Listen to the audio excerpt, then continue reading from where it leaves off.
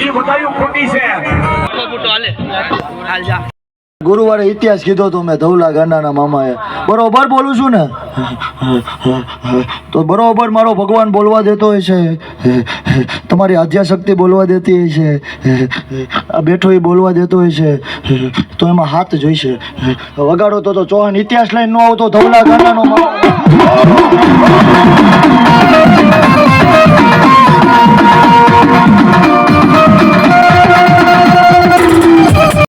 ધવલા ખાનાનો મામો ધૂમતો હોય છું. તો સાઈસને રોટલો જ ખાધો. આ 71 આવ્યા પછી દહકો આવ્યો એવું હું ધવલા ખાનાનો મામો બોલું છું.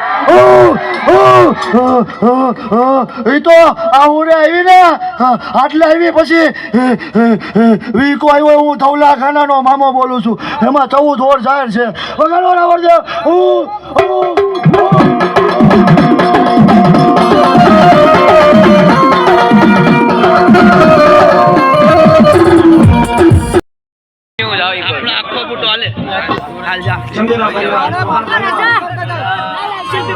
આપણા હિન્દુ સનાતન ધર્મની માલિકો નાગ છે ને નવકુળ છે.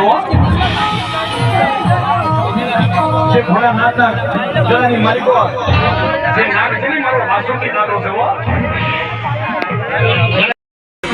એ બતાયું ખોટી છે. ના વળતિયા બતાયું ખોટી નો હોય.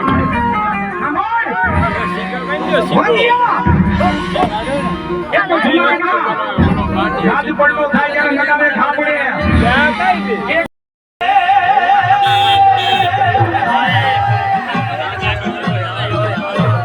સુમનદેવ કરનાર કેરોયામાં ખોડિયાને સારી વાત ખોડિયા.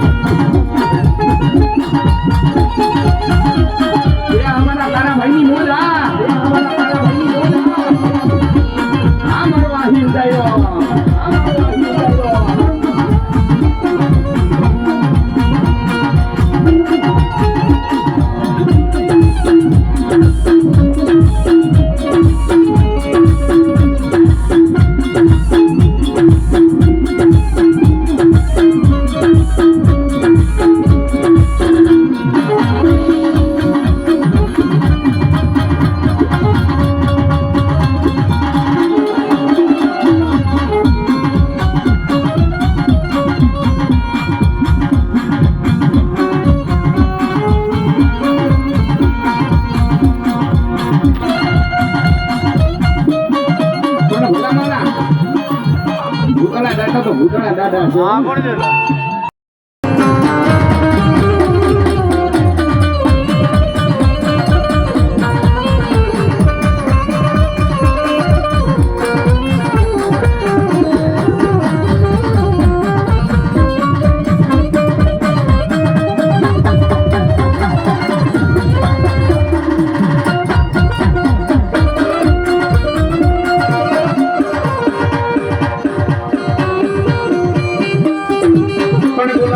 મારા ભૂતના દાદાને બોલાવો.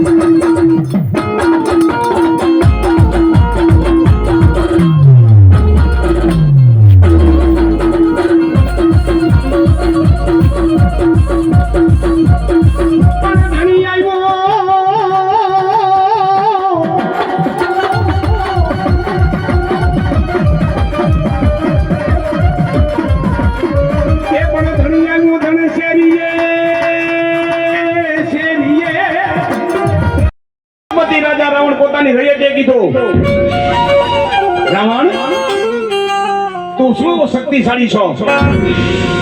નજર કર તારા લંકામાં.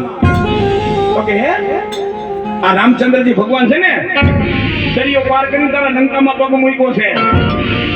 અને એ રાવણ દરિયાની માલિકો રામના નામના પાણા કરે છે. તારા શું કરે? તારે એક ભક્તિ છે?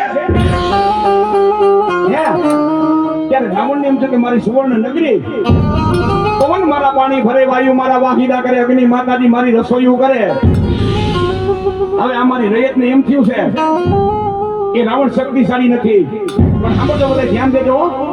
હા, રાવણને મનમાં વિચાર થયો કે મારી રયતને એમ થયું કે રાવણ શક્તિશાળી નથી, પણ આને મારી શક્તિ બતાવવી પડે.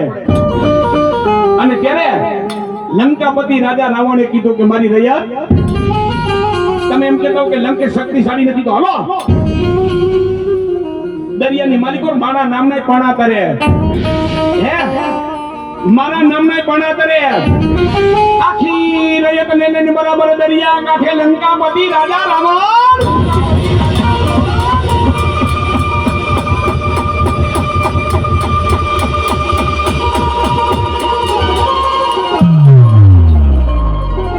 પોતાની રયતને લઈને બરાબર દરિયા કાંઠે આવી.